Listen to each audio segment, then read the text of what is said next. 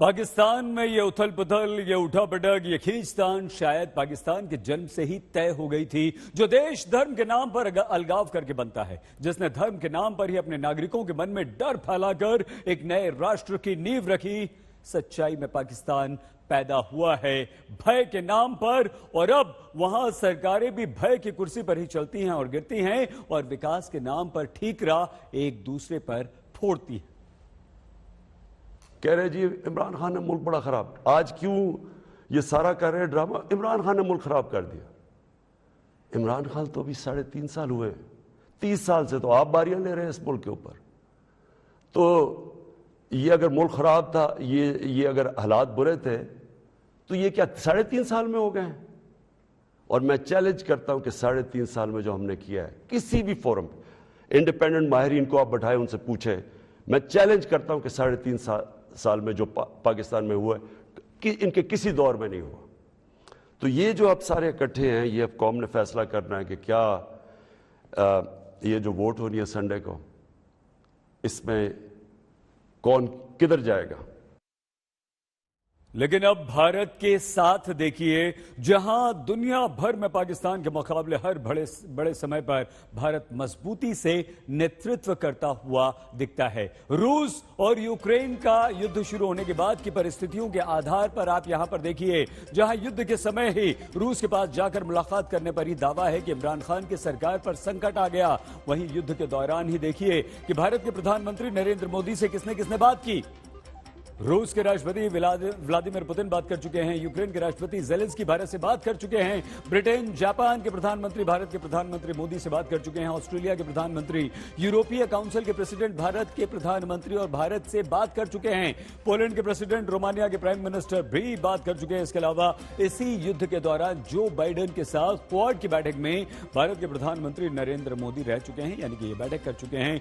रूस के विदेश मंत्री भारत आ रहे हैं, चीन के विदेश मंत्री, मैक्सिको के विदेश मंत्री समेत दुनिया के कई बड़े देशों के मंत्री भारत आकर अपना दौरा कर चुके हैं, भारत से मुलाकात कर रहे हैं। और यह जानकारी साफ ये बताती है कि पाकिस्तान ने अस्थिरता को चुना है, आतंकवाद को चुना है, भारत ने शांति और विकास को चुना है, जिसके लिए दुनिया भारत को प्रमुखता से चुनती है।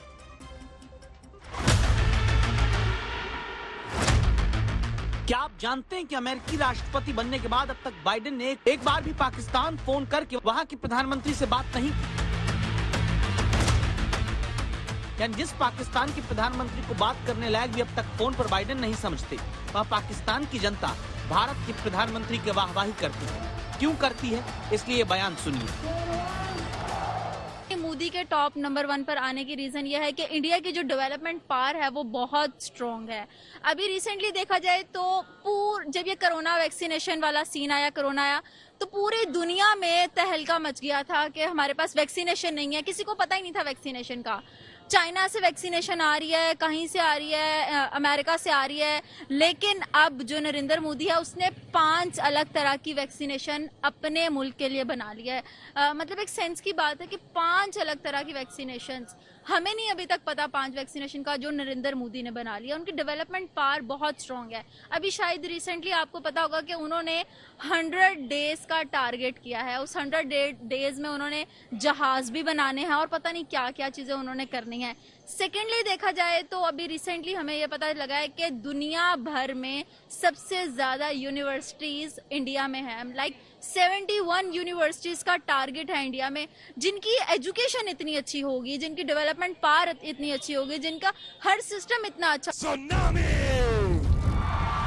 ये पाकिस्तान के नागरिक हैं जो अपने देश में संकट में घिरी सियासत और सरकार और सेना के बीच पिसते हुए इसलिए भारत के प्रधानमंत्री के नेतृत्व की तारीफ कर रहे हैं, क्योंकि निष्पक्षता के साथ चलने वाली भारतीय नीतियों ने विश्व के लोकप्रिय नेताओं में प्रधानमंत्री नरेंद्र मोदी को नंबर 1 बनाया है। अमेरिकी global leader approval tracker morning consult की इस रिपोर्ट में दुनिया के 13 नेताओं के बीच 77% समर्थन के साथ नरेंद्र मोदी लोकप्रियता के पायदान पर सबसे ऊपर खड़े हैं। मैक्सिको के राष्ट्रपति नंबर 2 पर, इटली के पीएम तीसरे नंबर पर, जर्मनी के चांसलर चौथे पायदान पर, जापान के पीएम 5वें, अमेरिकी राष्ट्रपति 6ठे और ब्रिटेन के पीएम 7वें नंबर पर है।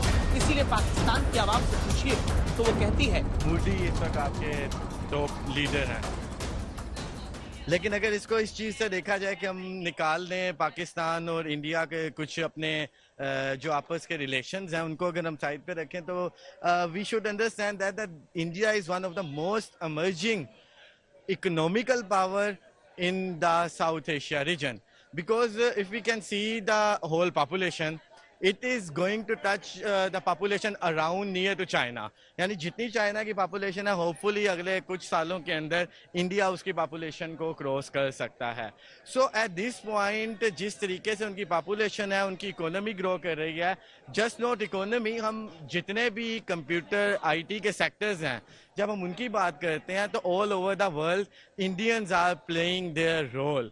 तो जो अगर देखा जाए पावर के लिहाज से तो उस लिहाज से इस वक्त Narendra Modi in upcoming years he can be the most powerful leader, no doubt. साक्षरता तक के पैमाने पर पाकिस्तान आज भी भारत से बहुत पीछे है. जहां 2011 की जनगणना के मुताबिक भारत में साक्षरता 74% है, पाकिस्तान में 62% ही है. भारत की 9 यूनिवर्सिटी टॉप 100 यूनिवर्सिटी में एशिया के बीच है, जबकि पाकिस्तान की एक यूनिवर्सिटी या शैक्षणिक संस्था इस मुकाम को हासिल करने लायक नहीं पाई गई. मोदी जी हमारी कहानी में एक विलन जरूर हो सकते हैं, लेकिन उनके लिए वो एक हीरो ही हैं. वो वहाँ काम कर रहे हैं, बहुत ज़्यादा डेवलपमेंट पे काम कर रहे हैं. IT पे इंडिया में बहुत ज़्यादा काम हो रहा है और इसके अलावा इंफ्रास्ट्रक्चर को बहुत डेवलप किया जा रहा है. स्मार्ट सिटीज़ की फैसिलिटीज़ को वहाँ पे मुतारिफ कराया जा रहा है और स्टेट ऑफ द आर्ट जो भी फैसिलिटीज़ होती हैं वो वहाँ पे दी जा रही हैं. तो ज़ाहिर बात है इस तरह के जो लीडर होते हैं उनको फिर पजीराई मिलती है और अच्छी कौम जो होती है वो जो अपने हीरोज होते हैं उनको फरामोश नहीं करती. और इन्हीं चीज़ों को मद्देनज़र रख के जो भी सर्वे है उसको कंडक्ट किया गया होगा और इसीलिए मोदी जी का जो नंबर है वो मेरे ख्याल में वो पहला रहा होगा. अब एक बार फिर पाकिस्तान ऐसे मोड़ पर आकर खड़ा है जहां अस्थिरता है, असंतोष है, अफवाहें हैं. आवाम को पाकिस्तान में उस नेतृत्व की तलाश है जो किसी के इशारे की कठपुतली ना हो.